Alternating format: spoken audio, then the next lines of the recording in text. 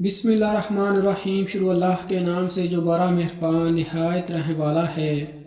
رسول اللہ صلی اللہ علیہ وآلہ وسلم نے فرمایا کہ جمعہ کے دن ہر احتلام والے پر غسل کرنا اور مسواک کرنا اور طاقت کے مطابق خوشبو لگانا ضروری ہے۔ ایک روایات میں ہے کہ چاہے وہ خوشبو عورت کی خوشبو سے ہو۔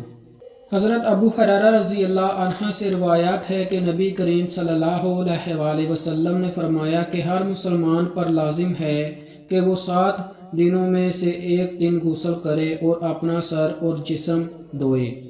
حضرت ابو ہریرہ رضی اللہ عنہ سے روایات ہے کہ رسول اللہ صلی اللہ علیہ وآلہ وسلم نے فرمایا کہ جو آدمی جمعہ کے دن غسل جنابت کرے پھر وہ مسجد میں جائے تو وہ اس طرح سے گویا کہ اس نے ایک اونٹ قربان کیا، اور آدمی دوسری ساتھ میں جائے تو گویا اس نے ایک گائے قربان کی، اور جو آدمی تیسری ساتھ میں گیا تو گویا کہ اس نے ایک دمبا قربان کیا، اور جو چوتھی ساتھ میں گیا تو گویا کہ اس نے ایک مرغی قربان کی، اور جو 5ویں ساتھ میں گیا تو گویا کہ اس نے انڈا قربان کر کے اللہ کا قرب حاصل کیا۔ پھر جب امام نکلے تو فرشتے بھی ذکر سننے کے لیے حاضر ہو جاتے ہیں۔